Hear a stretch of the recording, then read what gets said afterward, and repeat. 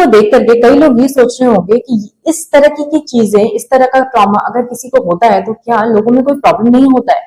तो इस तरह का ट्रॉमा अगर आपको होता है तो इसमें बहुत सारे प्रॉब्लम आपको आ सकते हैं आगे। बहुत सारे लोगों में देखा गया, इनफैक्ट बच्चों में ये देखा गया है कि वो गिरते हैं, कई बार साइकिल से गिरते हैं, कई बार उनको चोट लग जाती है।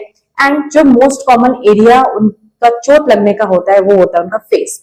कई बार उनके दांत में चोट लगती है और कई बार अगर उनका आगे का पोर्शन हिट होता है तो ये जो टीएमजे जॉइंट है ये जॉइंट अफेक्टेड होता है। और अगर इन केस आपका टीएमजे अफेक्ट होता है या तो डायरेक्टली उसमें चोट लग रहा है किसी बॉल की वजह से या फिर किसी के पंच करने से, अगर आपको आगे की तरफ चोट लगता है तो ये जॉ अफेक्टेड होते हैं।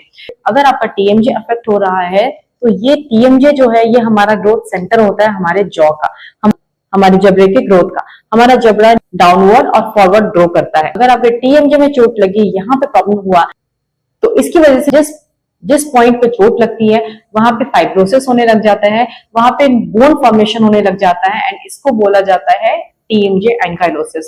एंड अगर इस तरह की प्रॉब्लम होती है तो आपके जिस जॉइंट में चोट लगा है वहां पे ग्रोथ रुक जाएगी एंड दूसरा साइड जो अनअफेक्टेड है वहां पे ग्रोथ होगा। तो आपका जबड़ा एक साइड ग्रो होगा, एक साइड ग्रो नहीं होगा। जो रिजल्टेंट ग्रोथ होता है वो होता है आपका स्माइल एक साइड डेविएटेड होगा, आपका जॉ एक साइड डेविएटेड लगेगा, मिड लाइन आपका शिफ्टेड होगा। एंड माइंड यू बच्चों में बहुत ज्यादा कॉमन होता है ये। बच्चों में अगर चोट लगा तो उस पर ध्यान देना बहुत जरूरी है, बिकॉज ये प्रॉब्लम आगे चल करके आपको बाद में पता चलती है, आपको बाद में दिखाई देती है। एंड इसकी वजह से फिर बाद में आता है प्रॉब्लम आपके जॉ में क्लिकिंग का, आपका जॉ पॉप करने का या फिर टीएमजे पेन का। कई केसेस में अगर दोनों जॉइंट में चोट लगा तो ये दोनों जॉइंट में फाइब्रोसिस होने लग जाता है, मतलब बाइलेटरल दोनों साइड एंकाइलोसिस हो जाता है, जिसकी वजह से आपका जो जबड़े का ग्रोथ है वो बिल्कुल रुक जाता है और आपका जो अपर जो है वो अच्छे से ग्रो करेगा, नीचे वाला जॉ नीचे की तरफ रहेगा क्योंकि वो ग्रो ही नहीं किया है।